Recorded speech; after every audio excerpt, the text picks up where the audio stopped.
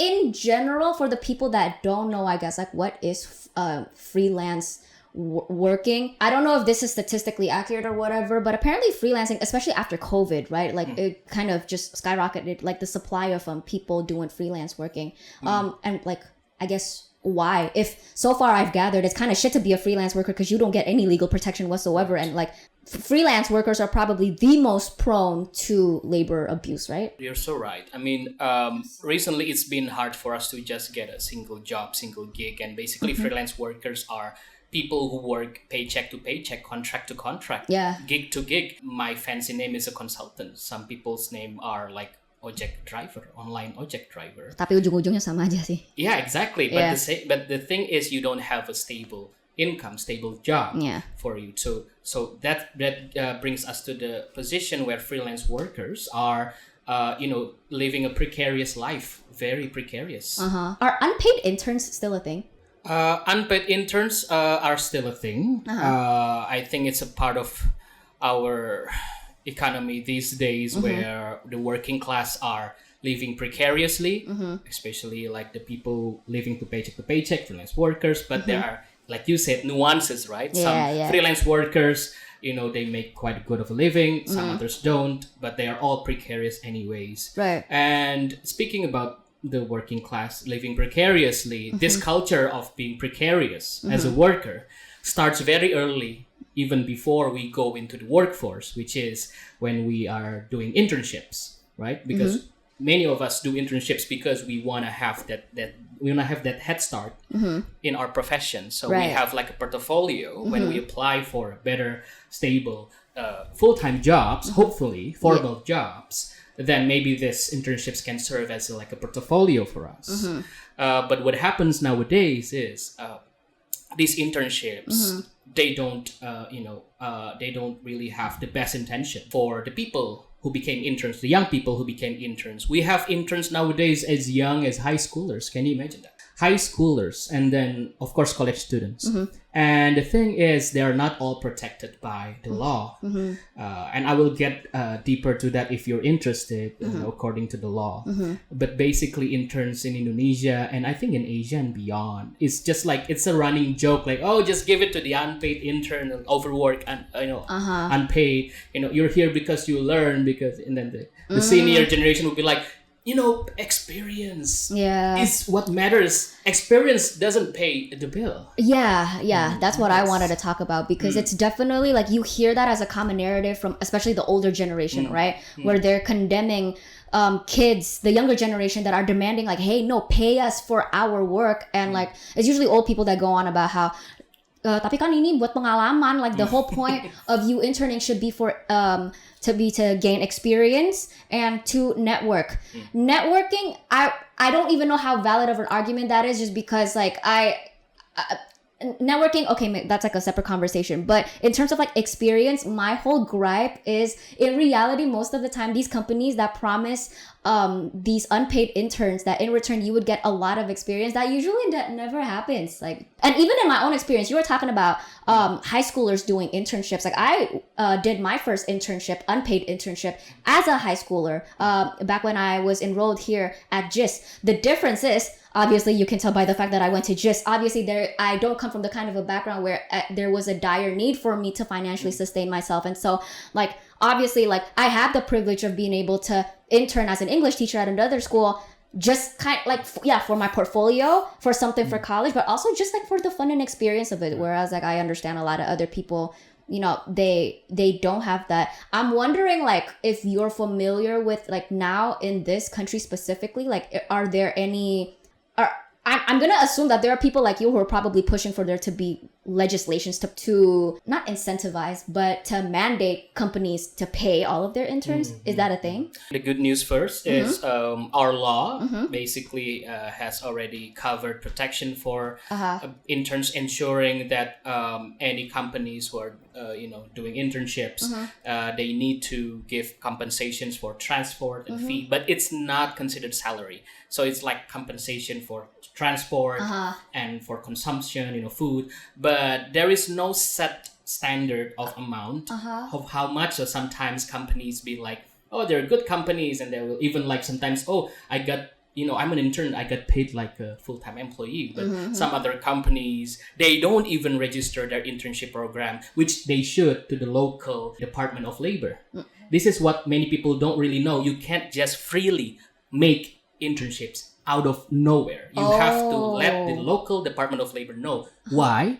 Because so then if anything happens, like you're not being compensated, you're being overworked and everything, assault or something happens, Right. the Department of Labor can come in. So this is the hidden dark secret, is many internships in Indonesia are actually illegal. And the second dark secret is, if you are still a student, either high school student or a college student, you are not protected by the law. That very law that I said to you, there's a loophole. It only protects people who have graduated from any school. So either you graduated from high school or you graduated from college. And then now the Minister of Education has this big Merdeka, the internship program all over. Kampus Merdeka. Campus Merdeka, exactly. And they are not all protected by law, right? Because they haven't graduated at least high school yet. They haven't. But then we should also ask, okay, then you want to stop people getting internship? No. But then what are these government bodies doing? If you really want to encourage young people to do internships in the mass program like that, because from what I heard, and we all know it from Twitter, I refuse to say it as X, is so many viral cases from these kids who joined these internship programs. They're supposed to get like compensation, and they didn't get it until like 3, 4 months, 5 months. I just spoke to someone who told his story. He and his friends has to get like pinjol, Pinjam online kan? Yeah, pinjam online. For what? Because they traveled from their region to Java to get in one of these very competitive internship programs under the ministry. Yeah. But then the money doesn't come for months, and they can't live without it. Oh no. These people can barely afford shelter. Oh no. This is crazy. Yeah. So like this is like hustle culture on crack. Yeah. Like, okay, internships, okay, get as much experience, but we don't give a damn about your well-being and how you pay for food and shelter. Right. This is what people don't really know. And I'm not against internships here. Right. If you want to do it, first, there are some people, like you said, right? Individuals who are privileged enough to do internship without having to think about their basic needs. Right. But also there are, in other ways, people who provide internship who actually don't have the resources to compensate that much or compensate. For instance, small NGOs or anything. Sometimes they don't, but they do good causes, right? And then like, it's not that we don't want to pay, we barely can afford funding, right? So there are like nuances in both sides, both the people who provide internships and the people who want to do internships. And this is my point here. This is why the government needs to step in, seeing all of this. I mean, in France, I think my friend told me there is something called apprenticeship.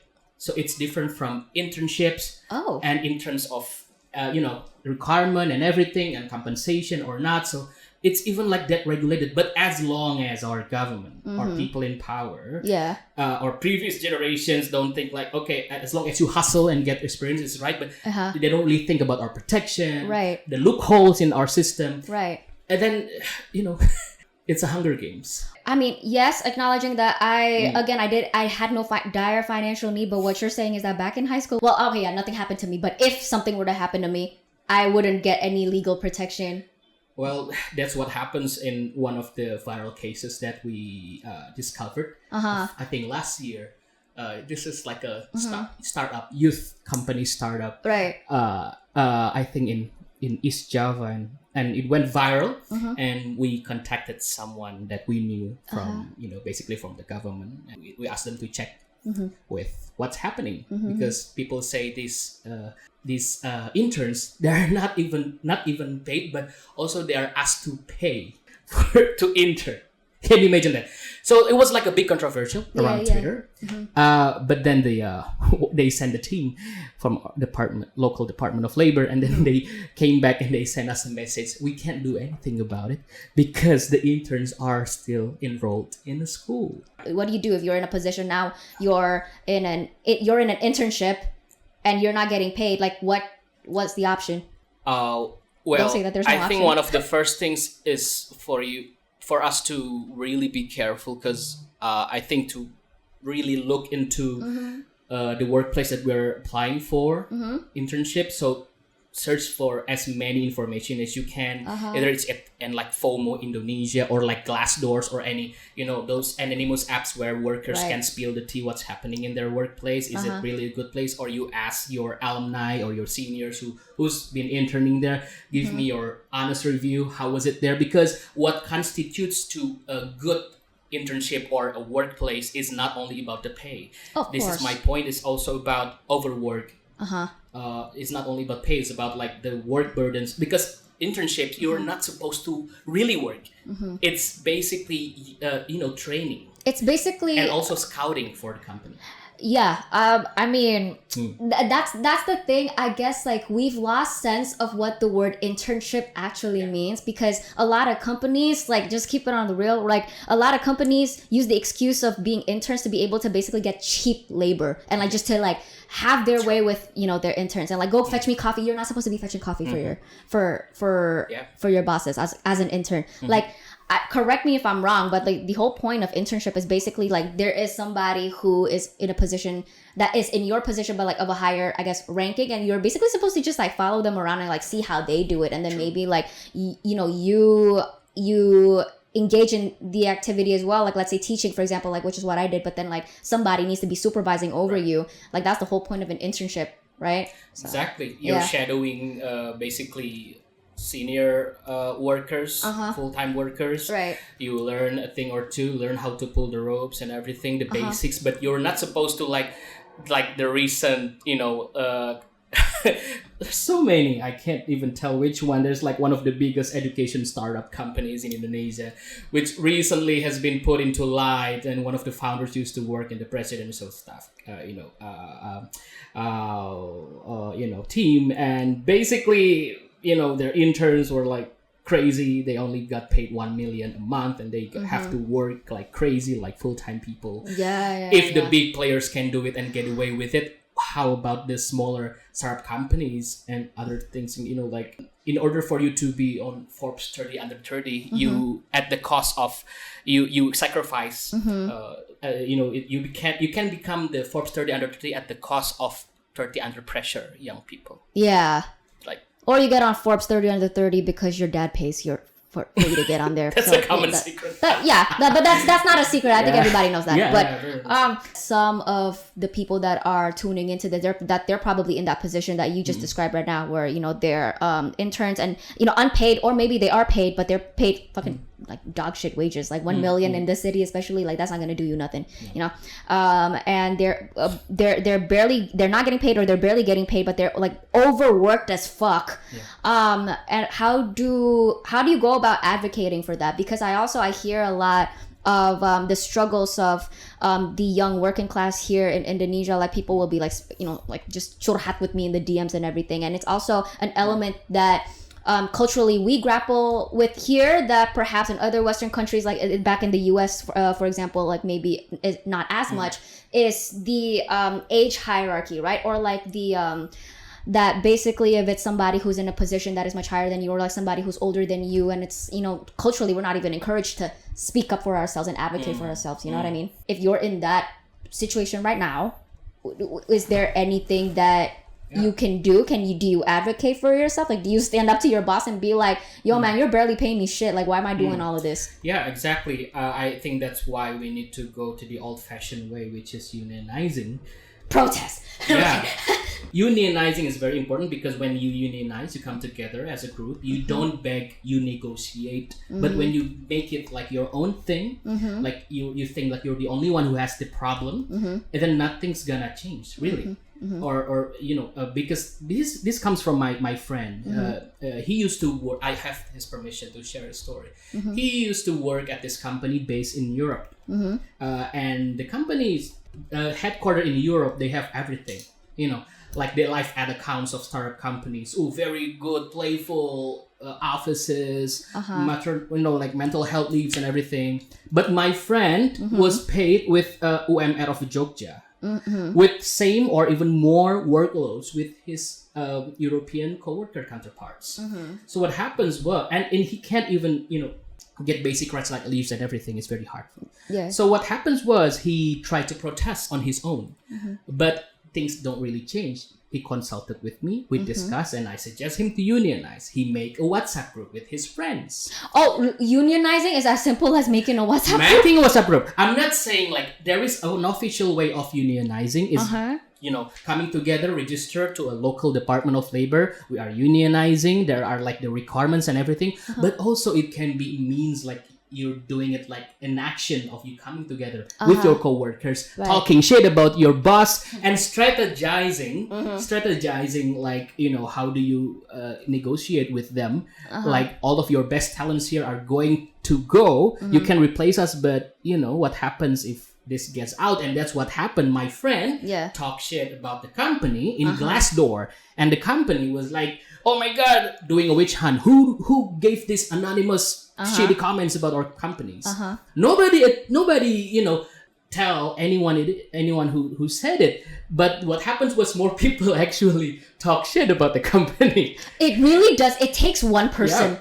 Yeah. Right? It takes one person. In the end, they got mental health leave. They got their raise twice, more, even 3 times higher than it was before. They got everything they wanted. Right. And then now they also have little union in this company who always watch, okay, if you do anything bad again, if you lower the standard of welfare for the workers in this company, we'll do the same thing again. So that's what happens when you unionize. But when you think of it as a problem on your own, it's also hard on you, right? It gets everywhere. So my first suggestion is never think of it as you are the only one who goes through it. Many are probably feeling the same way, and you need to start having conversations in your workplace. Either, and work it out and unionize. And I'm saying this not only even for workers. Interns are not even considered workers. Right. They're like soon to be workers, to be, apprentice and trainees.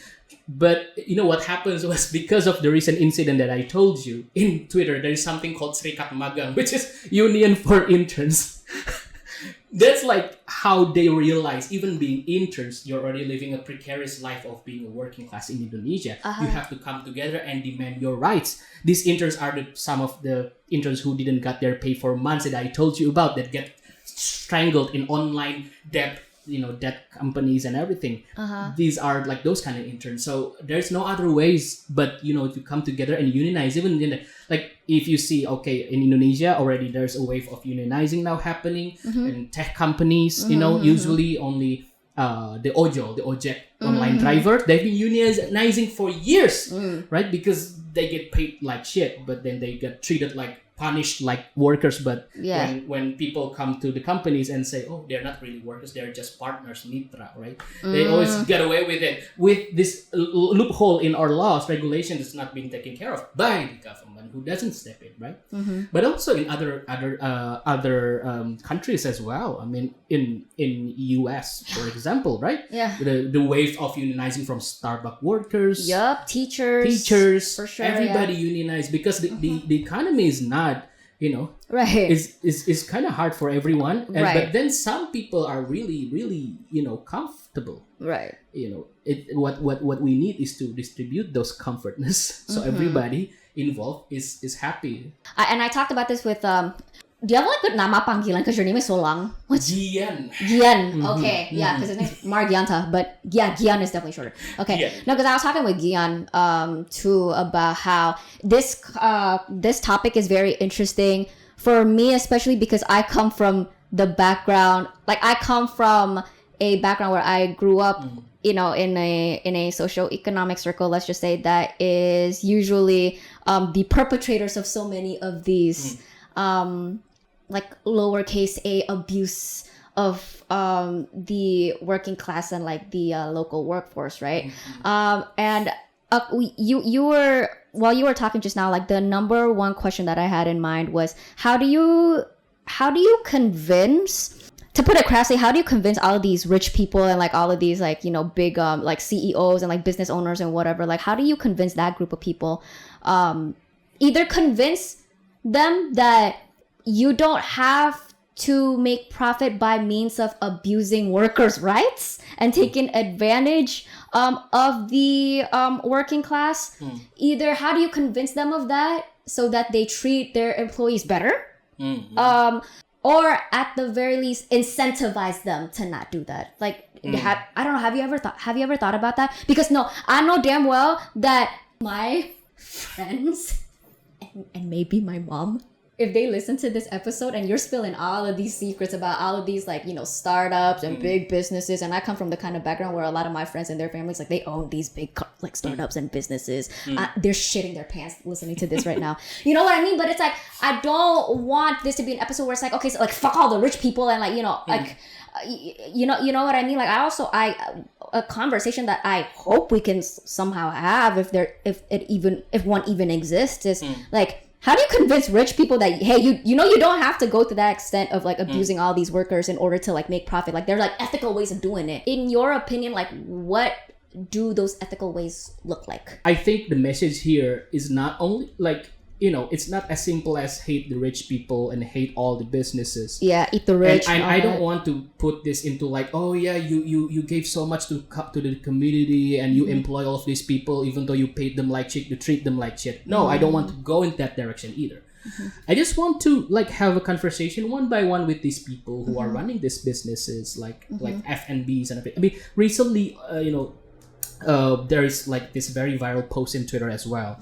F&B companies here around us in Jakarta, they pay like less than 2 million rupiah for a month, and you work like day and night, and they have to like, even though there are shifts, like they paid like shit. But there are just too much problem in cases. Sometimes we have a hard time of, you know, tracking them down. But the thing is, I want to have a conversation one by one with them and see that what is your end goal of all of this? You know, why do you do this in the first place? You can work as something, and then you choose to be a business person. Okay, what's your end goal aside from gathering wealth?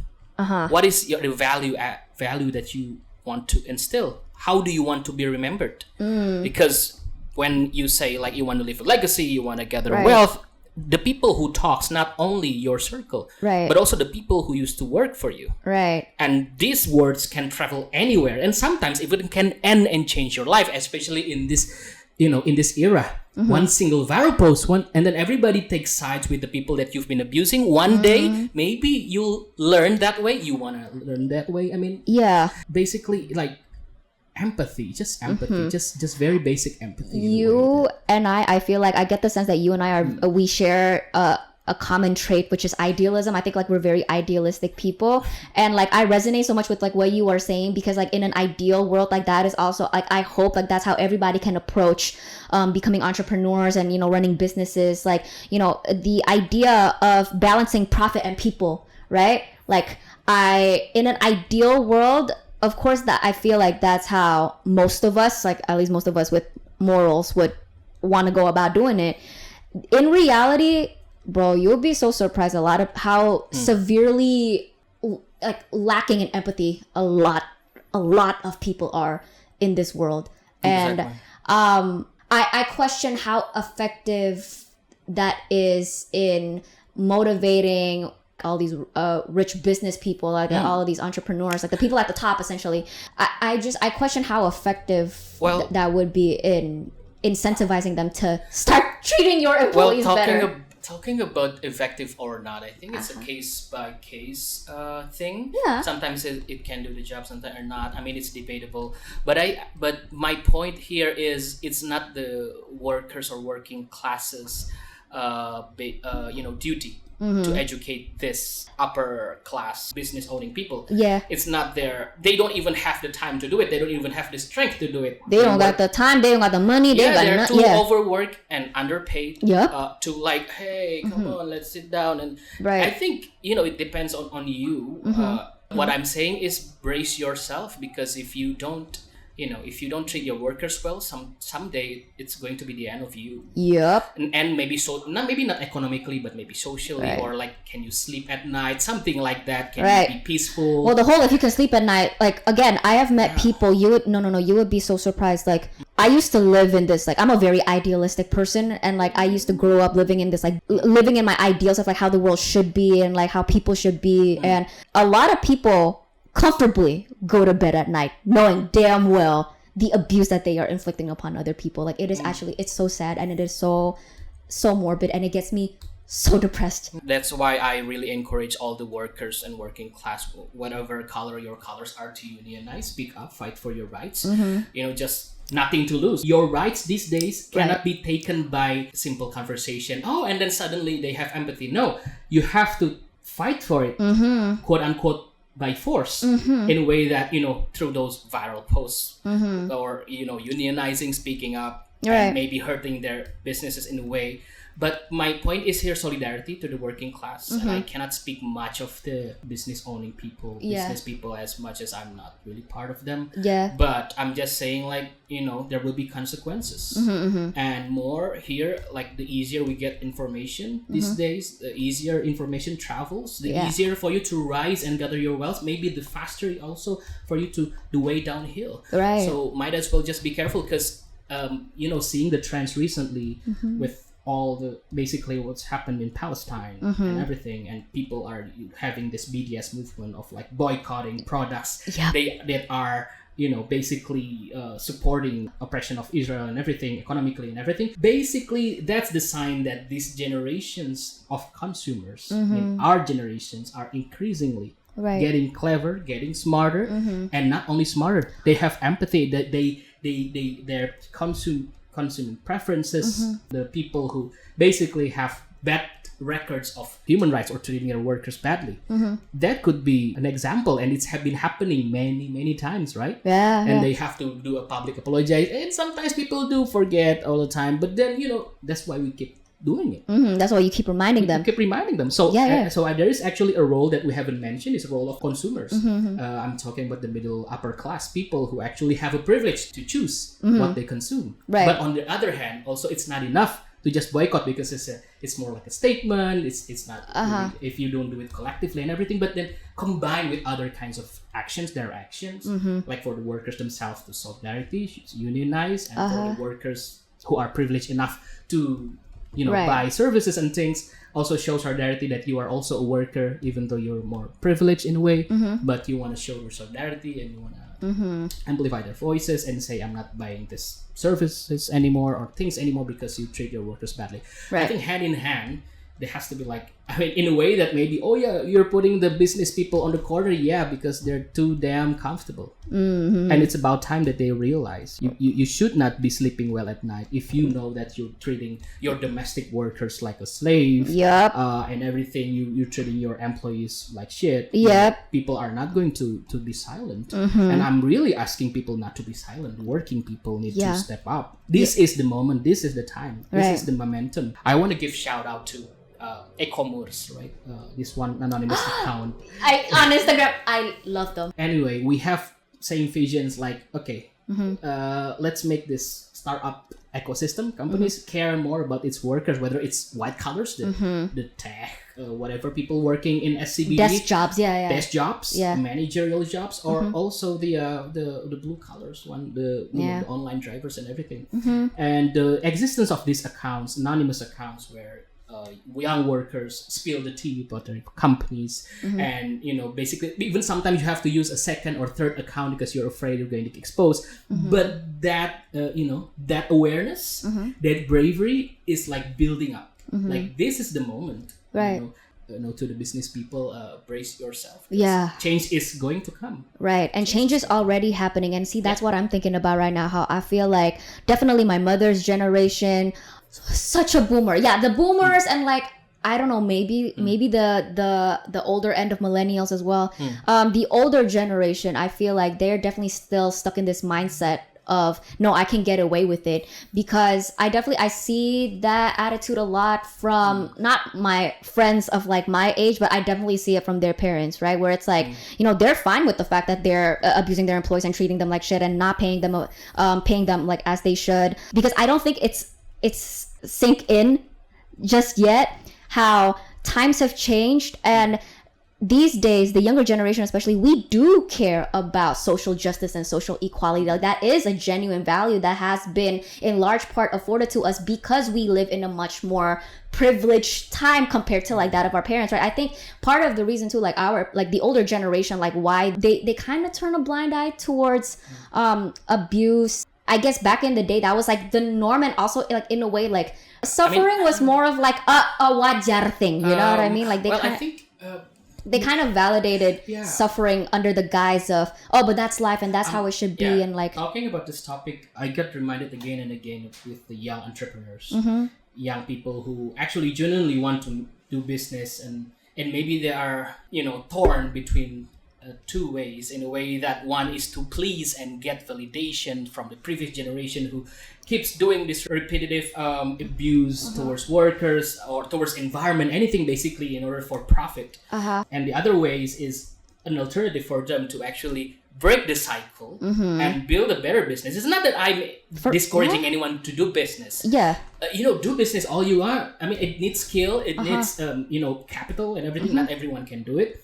But if you want to do it well. By the way that you can be the one who break the cycle. You can show you don't need that kind of validation. Maybe you want to build your business slowly but humanly, rather than fastly but like very, you know, green. I was just about to say that because I definitely like, I see the difference between the working style of our parents and my mom versus me and like, you know, my friends of like the same age, where I think in the older generation, and like I get it, times back then were a lot harsher, and so it necessitated for you to like work quickly, because otherwise like how are you going to put food on the table and like, you know, how are you going to survive, how are you going to like put a roof over your head. And so I, on the one hand, I also understand that, you know, times back then necessitated for them to like work fast, and like I guess part of it is that how our parents have been able to accumulate so much wealth and grow their success so quickly is through the abuse of so many workers. Because it's like it's the exact same thing as fast food, like when you think about it, like just sort of like metaphorically, right? About how, yes, you are achieving quick results, but at what, you know, greater cost, right? Whereas I feel like, at least within my circle, like I can't speak for absolutely everybody, at least in my circle, we're starting our businesses, but we do want to go about it the more ethical way compared to like the ways that our parents do it. But that means like just being able to slow down. And this goes hand in hand with toxic hustle culture, where because of toxic hustle culture, which I swear to God we inherited from our parents and like their parents before, toxic hustle culture pressures you to get results very quickly, when in reality it's okay for you to just like take it slow if it means like going about it not only in a more, I guess, efficient way, but a kinder way as well. Like, I want to believe that we are able to build big successful businesses that rake in a lot of profit and are impactful, you know, the likes of like all of these gigantic multinational corporations. Like, I want to believe that we're a generation that can get there, but if it means taking a little bit more time to get there compared to like our predecessors, we can take that time if it means being able to honor the people that are helping us and working for us, building that company. Do you see what I'm trying to say? Yeah. In a way that a very individualistic approach.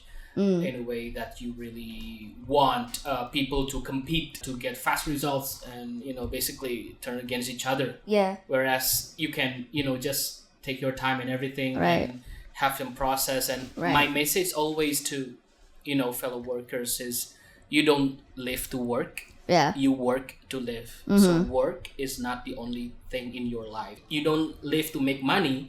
You make money to live. So making money is not the only thing in your life. Right. And maybe there is some things that can make you sleep better at night, such as treating your workers well. Yeah. You know, adhering to environmental laws. Yeah. And everything. Not really making everything about profit and profit. It's just very nuanced topic, I know. Right. But I think you know, the message here is not to make our work or our business the only thing in our life, because when we think of there are other things in our lives, and there are other people in our life whose lives at stake, whose lives affected by our actions, by how we treat them in our businesses, by how we treat them in our workplace. I think the world would be much a better place just to have like an open conversation and have like collective willingness to let go of what you say, a toxic hustle culture. Because that's why I think recently young people have this trend of quiet quitting, if you heard of it. Yes, I have. What is your opinion of that? I think it really makes sense in a way that why so many young people are doing quiet quitting. By those who are unfamiliar with quiet quitting, is when you work only based on your contract. You don't do extra work, you don't do extra initiative, you don't become like the diligent workers and doing other people's work, like being the best at work. You just do work as it is. Do the bare minimum. Because you realize when you do more, you're not even appreciated, right? So why bother doing more? And I think that's the realization, this moment. Again, this is the moment where collective awareness of the working class people, especially in Indonesia, Asia, and beyond, basically realizing that, our work is not our life. We live, but also work is just one thing in our life. And there are ways for us to make our life happier, get the validation that we need, break the cycle of toxic work culture. The biggest question that I have when we were planning this episode, and I guess this is me sort of asking on behalf of the rich, how would you suggest small business owners like me? So I'm a small business owner. I have a cosmetic startup that I very recently just launched. And also like the Indah show is, I guess you could call this a small business. I'm definitely working towards making this a lot bigger. And like Shally and Peter, like they work for me. Yeah. Do I get to say that? You work for in me? a way. Yeah, in a way. Freelance.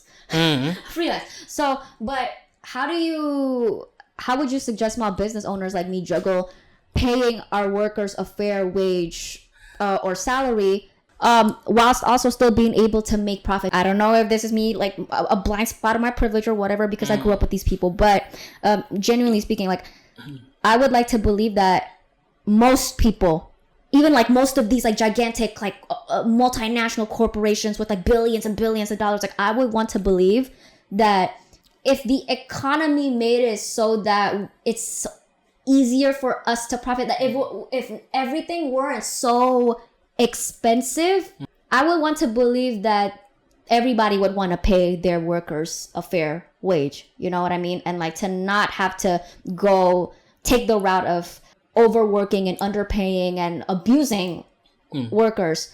But some people, my friend was one who said this like when I told them about this episode, but there are people that would argue that sometimes like that's just the price that as business owners and as entrepreneurs we have to pay in order to be in the game.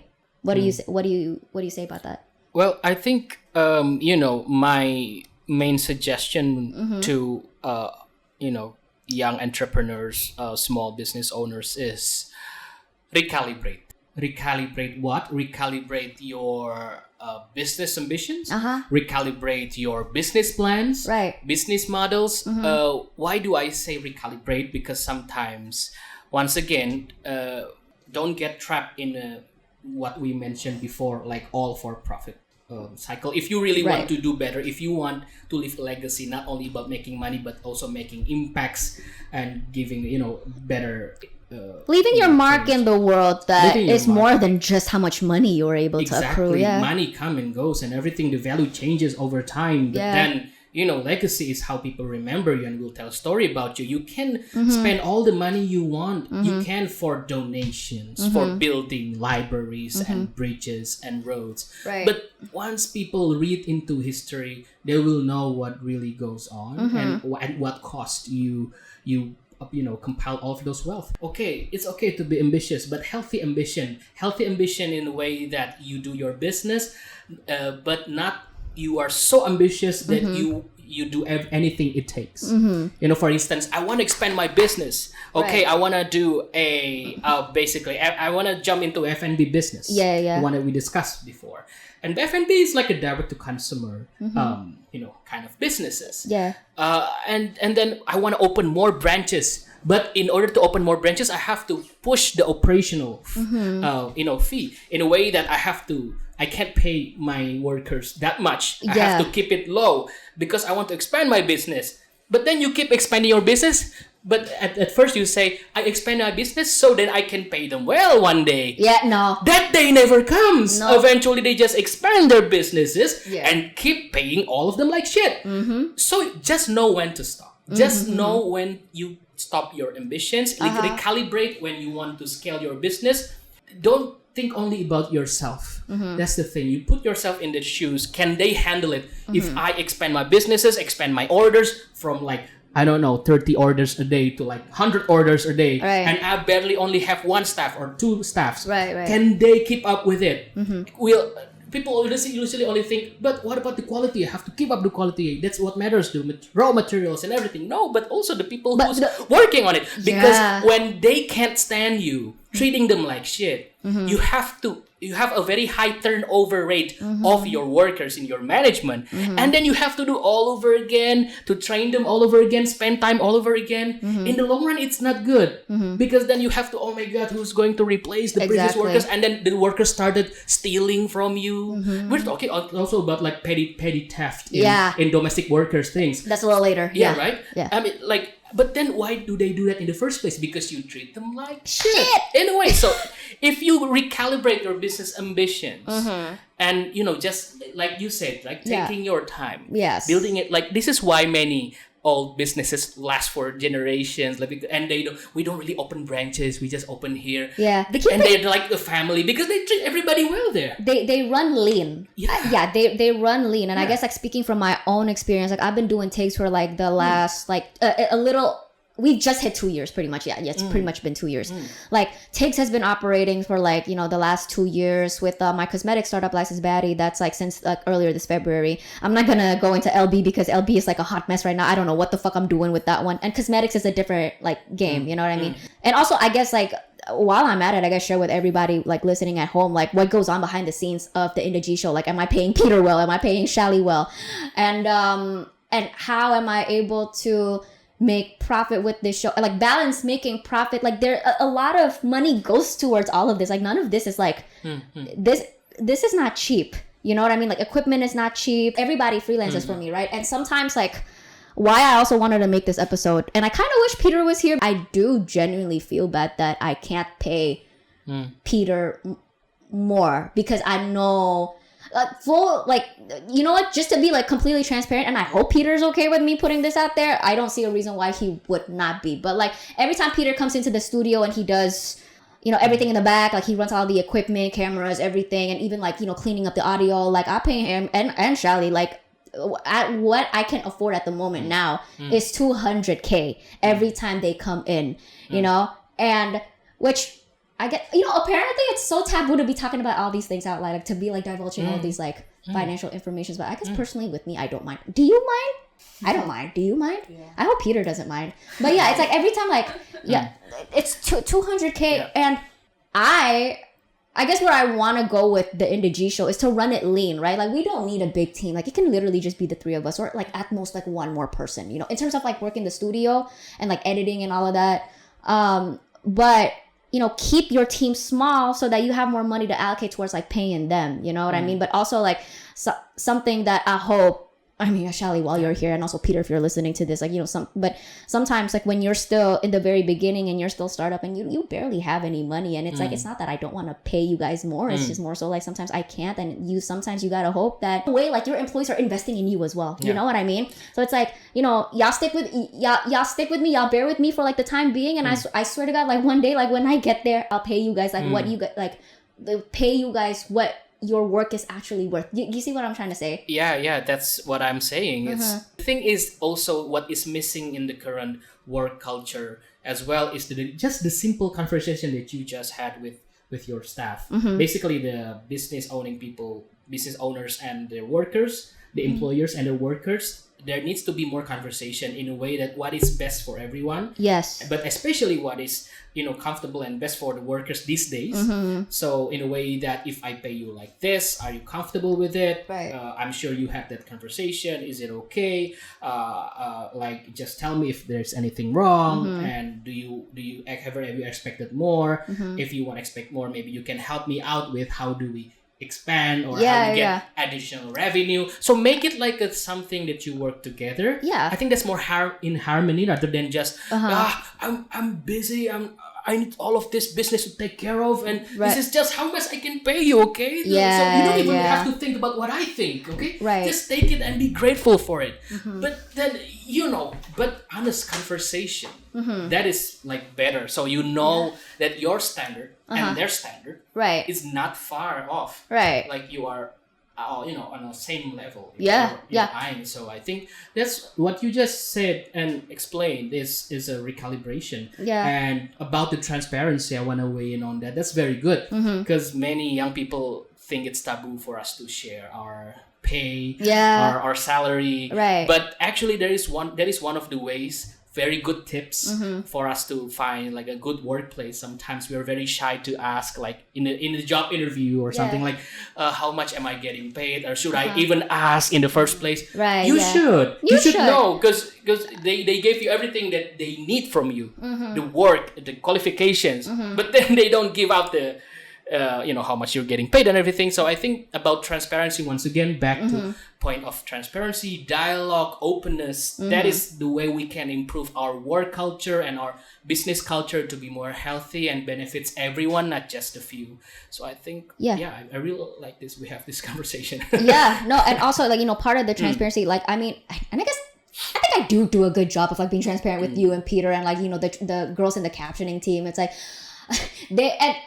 I also I want to put this out there, like you and Peter and like, the girls on the captioning team, like I do not take it for granted that y'all are so patient with me and the fact that sometimes like I'm strapped for cash and like payment's gonna take a little bit of time. I appreciate that. Like you just kind of like joined the team, but like, Peter and like all the other girls on the captioning team, like there have been times where like their payment is overdue, but they're very understanding about it. But at the same time, I know I shouldn't be complacent and be constantly validating paying my workers late just because like they're complacent with it or like they're fine with it, you know what I mean? Like I also need to like hold myself. You want to like, be a better business owner. I want to be a better boss. Yes, I want to be a better boss. And also at least in my experience as a small business owner running TIGs and everything and like having staff members, I feel like it's very helpful that also at the same time it's like sometimes I don't treat you guys like employees. I treat you guys as friends, and like, I get that question a lot, right? From like, especially my own friends of like,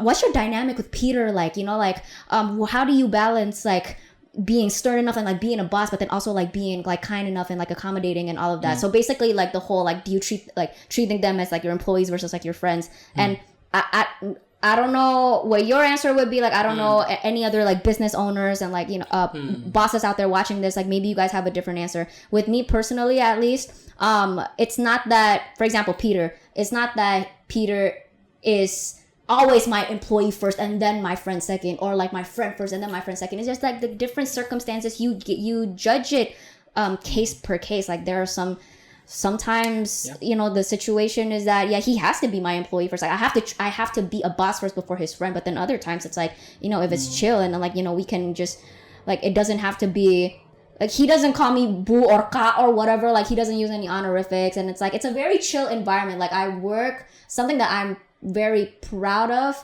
so far in terms of managing my staff at TIGS is that it does feel like we're all just friends working together, you know what I mean? Like there's not, like, I don't think any of you guys, despite the fact that I am technically your boss, but it doesn't feel like I am your boss that you gotta answer to. And because of that dynamic, it leaves a lot of room for compassion and like, flexibility. Like when times get a little bit rough, maybe you're like struggling with like certain deadlines and everything, and where it gets a little bit like overwhelming, and like there's room because you have this dynamic of also being able to be friends. Like you're more compassionate and patient towards each other. It benefits everybody.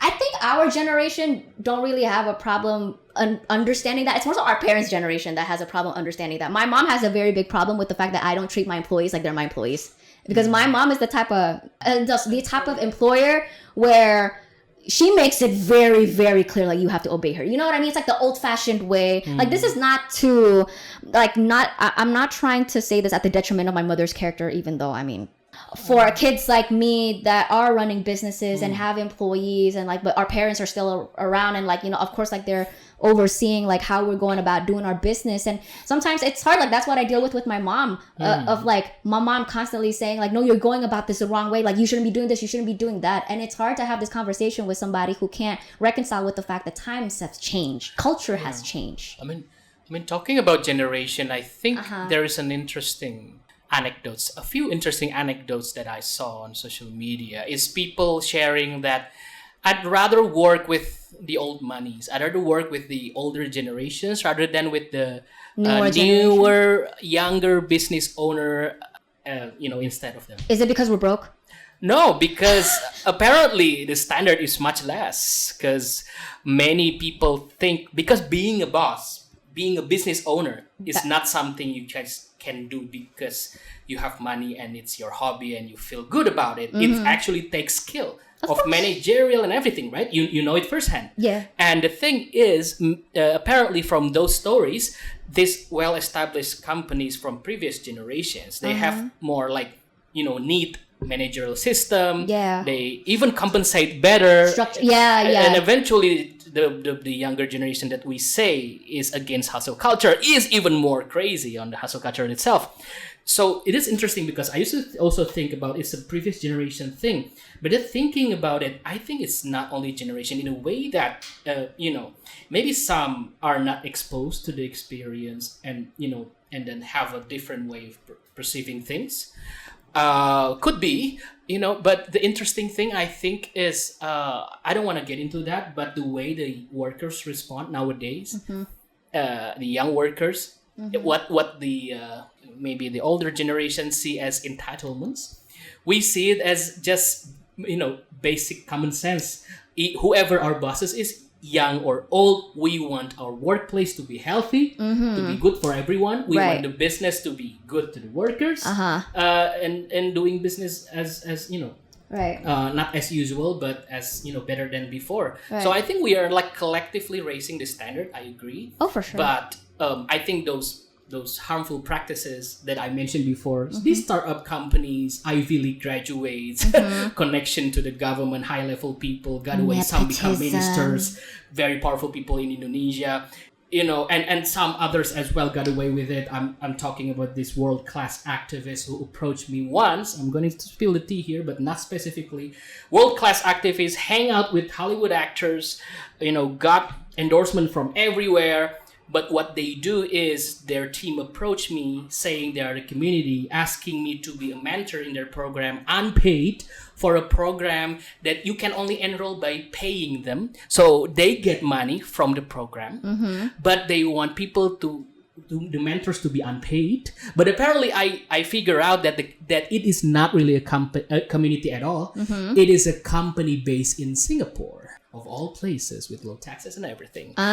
So this world-class activist who owns this company, who wants unpaid mentors to be in their project, is actually built off their career based on taking credits from local grassroots activists for years. Yeah, see, this is why I don't trust because nobody. This is also like maybe partly because they don't have the people around them to tell them it's not a good thing to do, or maybe like the validation that we want to get good results, anything.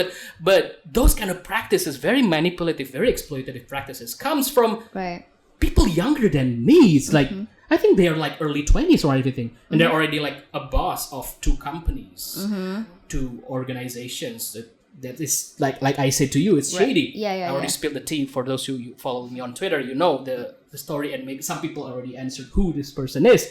But it's crazy how far they got in life, and they're already well off in the first place, and they got even richer. And so it is crazy. So in a way that some people say like, oh, I have bigger intention. I have for work and everything, but and sometimes good intention with bad methods, bad ways also is not good. You say like, but in the end it will pay off.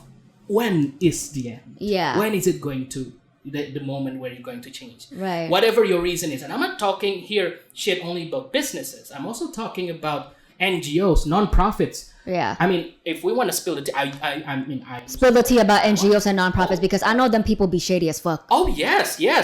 Many of them actually take advantage of the word volunteerism in a way that, you volunteer for a good cause. And then it means like you give us a free pass of, never paying you for your work or pay you very less for your work because it's a social cause. But eventually behind the scene, they have all kinds of fundings and dollars and euros and everything, which is crazy. Right. And I've been in those situations in a way that I know I deserve more. I know they have more money, but I wasn't given what I deserve. So I kind of like, okay, I'm done. So I don't only discriminately, say bad things about business, for-profit, private sector. It also happens in all sector. Yeah, even in the non-profit ones. In non-profit ones, especially in non-profit ones, because when you have good cause, people will, I'll work for you unpaid. It's okay. For those of you who are comfortable enough to not work without pay or less pay, good for you. Good for you. But what about those people, other people who, I heard there is one NGO whose interns are so traumatized they make a therapy community therapy WhatsApp group because they are so traumatized by the experience. They thought they were going to do something progressive, but then they walk into this very overworked or unpaid, area. And not even talking about, decent work doesn't only mean pay once again, right? Yeah. There's mental well-being. There's also protection from sexual assault and everything. What do you do? Oh, we're not only talking about small players here, small NGOs, talking about also big ones. Big ones. So many scandals, so many people got away doing despicable things. And what do the managers do? Once again, being leaders, being bosses in this, sectors are not an easy thing.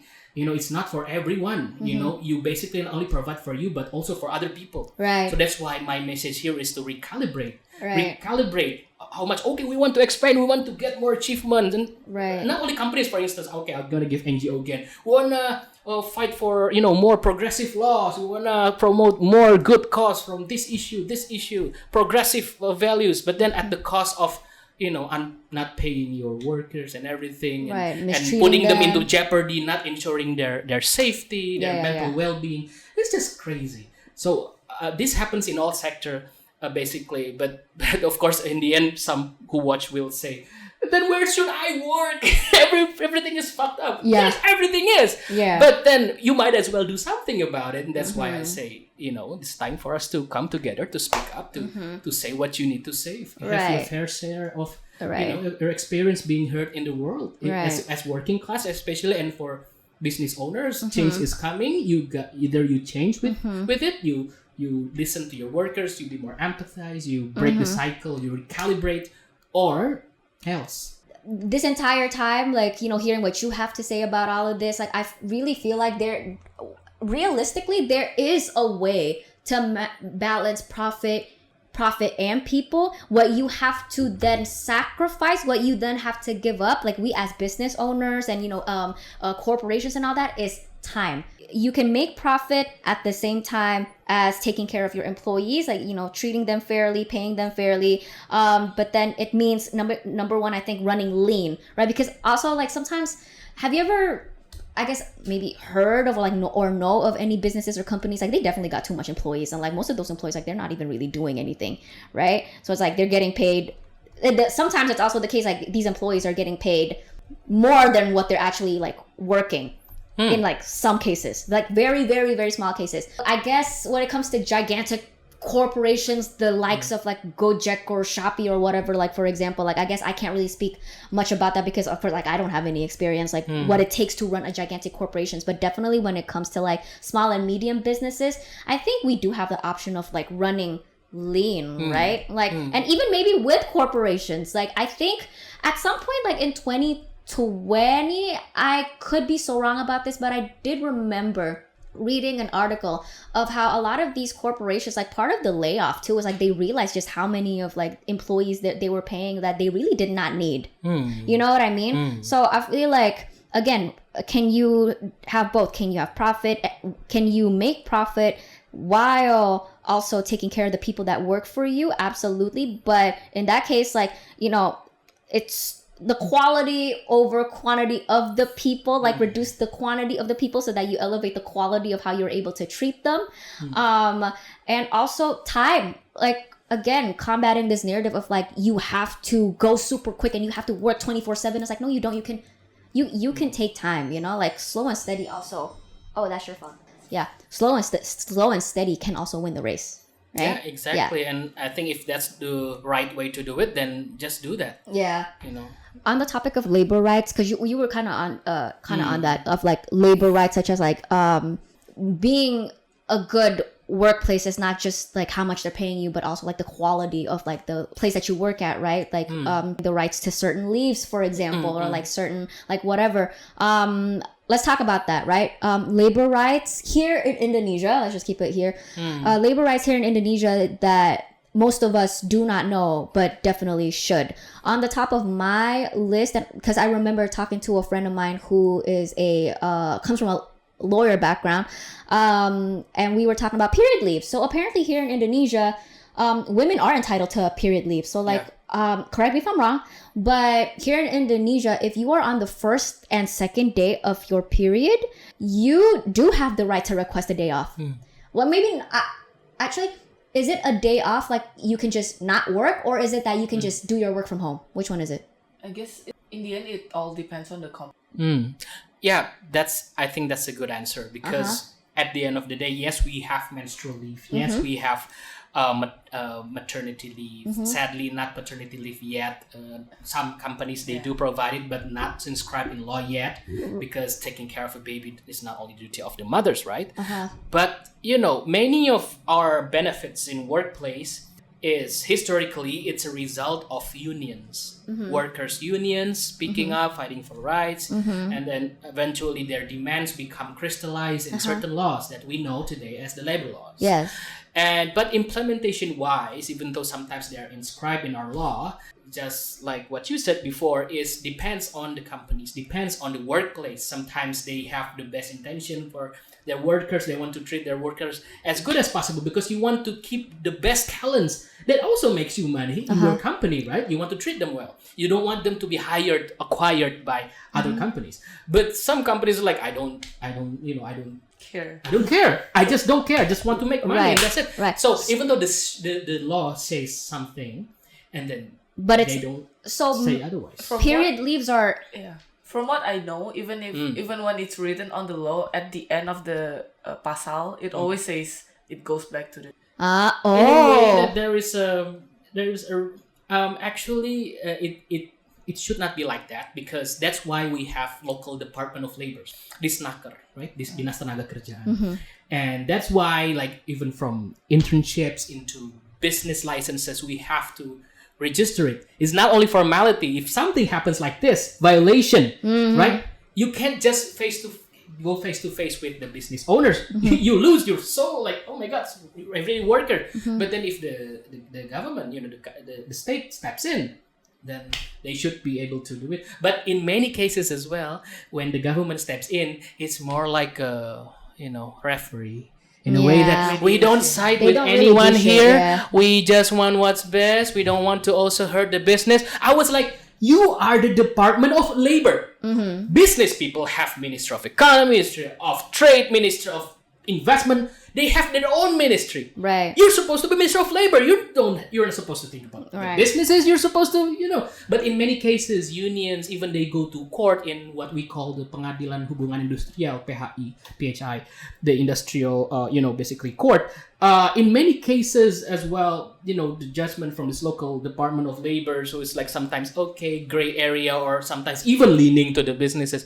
It affects, the decision of the courts, and then sometimes in most of cases, because it costs so many money, right, and they have to strike and everything, and then in the end, many of the worker unions they lose, they give up.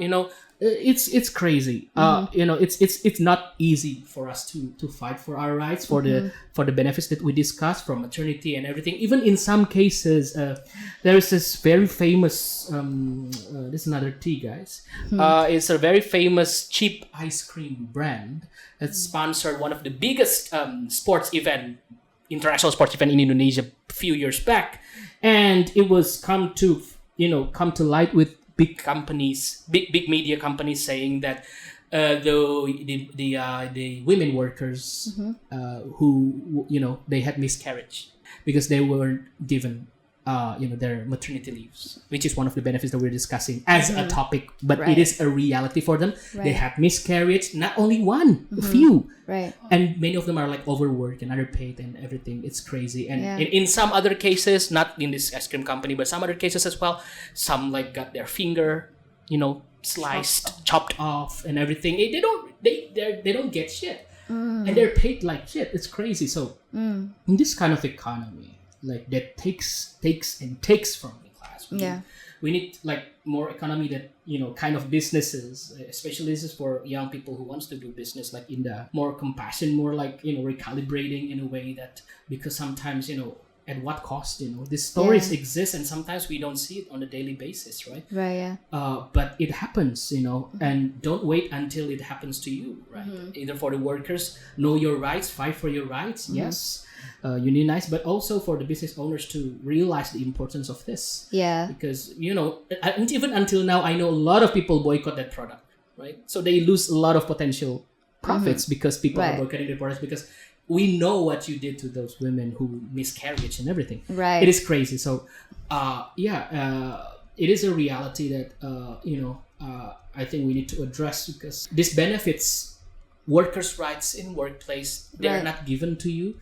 Most of the time you have to take it, you have to earn it, and you can't really have I said open discussion, but some certain companies actively trying to silence their workers, and this is an unhealthy way of doing business, that your workers have to talk behind your back about their condition, because you don't give them what they want, because you don't listen to them and you don't have that conversation. So once again, back to my point, conversation, open conversation, and recalibration. Would you argue that at the same time there should also be more government involvement when it comes to implementing these laws, right? Because correct me if I'm wrong, like what I'm getting here is that when it comes to things like period leaves, maternal leaves, paternal leaves, all of that, and even like I'm pretty sure everybody knows this about Amazon, right? And how like Jeff Bezos, like apparently like he does not allow his workers to even go to the fucking toilet to take a piss, so they gotta piss in a fucking bottle.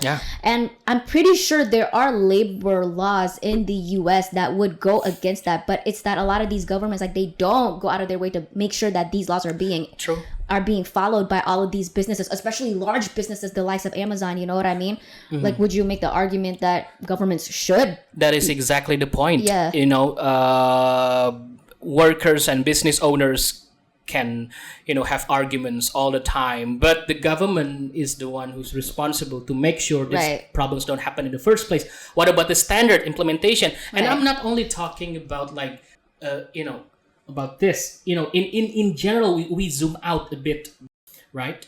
It is the government's responsibility to ensure that there are enough quality jobs provided for people in a country, for the citizens, especially for their young people, right? I'm talking about like, for in instance, this is just a very quick macroeconomic perspective. Like Indonesia doesn't have an investment problem. A senior economist, Faisal Basri, said the investment in Indonesia is one of the highest in history. But those investment doesn't translate to jobs. And even though they translate to jobs, they don't translate to quality jobs. Not only quantity, quality. Many people work as ojo, right? Online drivers. Is it quantity-wise a lot? Yes. Many people are employed, even though they're not treated as workers, but employed, work, make a living, make income.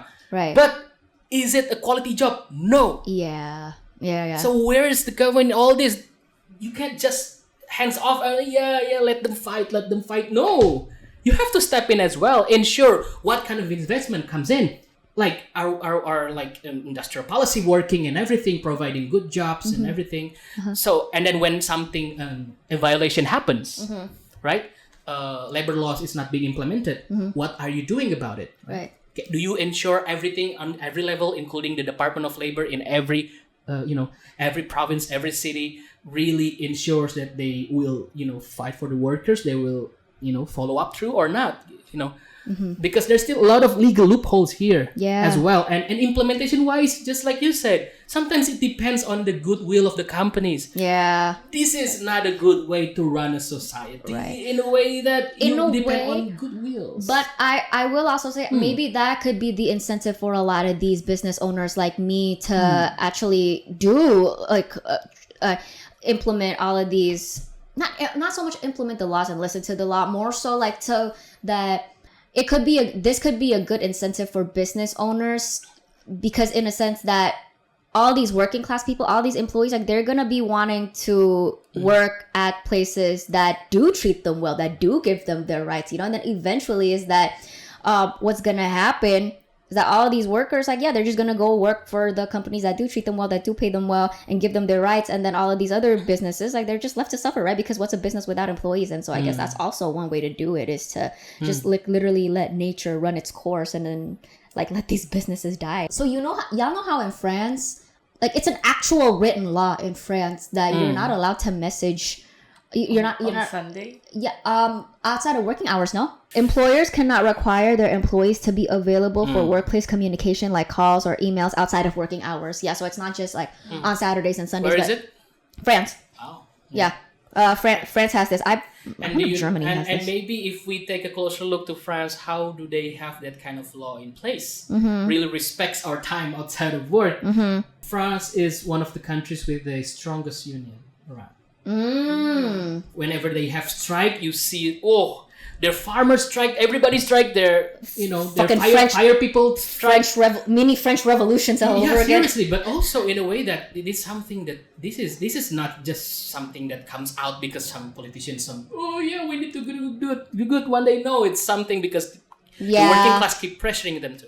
As long as we can keep this momentum of our collective awareness of working class people aware of our rights, demanding for us to get our rights, I think we're could be hopefully on our way there. Right. And it's also, I'm sure you've seen all these news that they come out with, like research has shown that ever since the pandemic back in 2020, and a lot of companies, they started implementing, I think 4-day work days, right? Because usually you work 5 days. Yeah, 5 days. But then some companies, they implement like, okay, let's like just shorten that down to 3. Like you only work for 3 or 4 days out of the week, and let's see how that boosts productivity. I read a book called Stolen Focus. It's by Johann Hari, and in the book it was also talking about this, about how some American company, like they also not the work days, but I think the work hours. So you work less hours in the day, and actually productivity goes up. Yeah. And even with like the cases of like post pandemic, where a lot of companies, like they got rid of the 5-day work week and just reduced it down to 3 to 4, and actually productivity went up. You actually get more done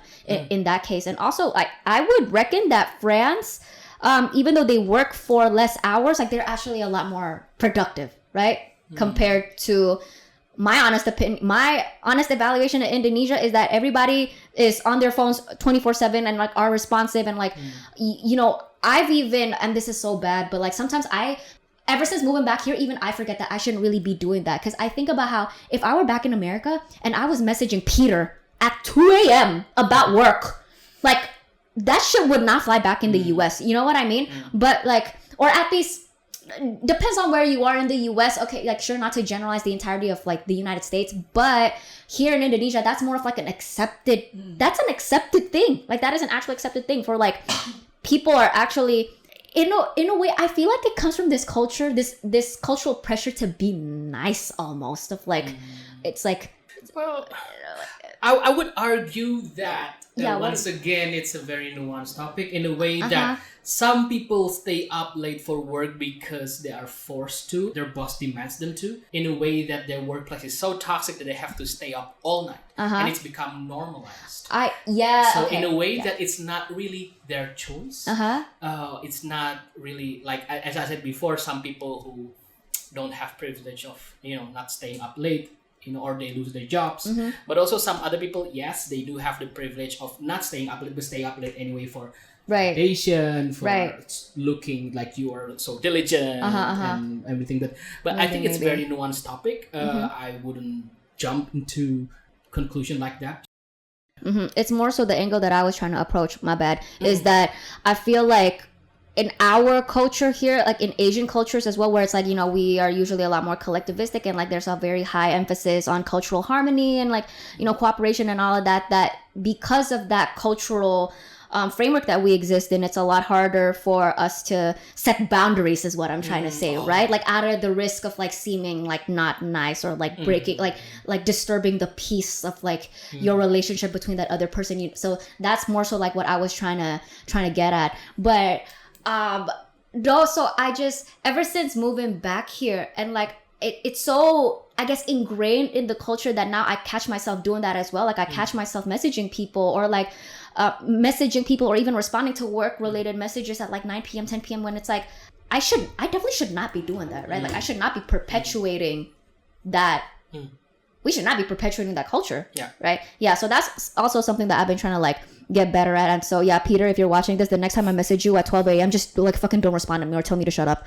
And that's good. That's a reflection from you, and more people should do what you just did, reflecting on their, am I doing this right? Either workers, either business owners. Right. Basically, it's a basic quality for everyone. Is a good thing quality to have is to reflect. And also, yeah, you're right. Sometimes I do forget, like with certain people like Peter, for example, and I know I think Peter would not mind me putting this out there, but certain people like Peter, it's like, yeah, you're right. Like some people, like they don't have any option but to stay up at 2 a.m. in the morning, and like they can't really advocate for themselves against the boss that is like ridiculously and overbearingly demanding. I know, because my mom is that type of boss. So sometimes I do forget that. Yeah. Best believe this is not going to be the last we're talking about this, but yeah, again, this is like a start, right? On at least on this show. But yeah, no, thank you so much for being here. I really appreciate you coming all the way here, even though you didn't travel that far, I guess. But yeah, just 2 hours of bus travel. Okay, never mind. Yeah, thank you for coming all the way here. Yeah, all the way. Use public transport, everyone. Yeah. If you can. Yeah. Be sure to like, comment, and fucking subscribe, you cunts. His information is down below. And yeah, that's about it. Bye.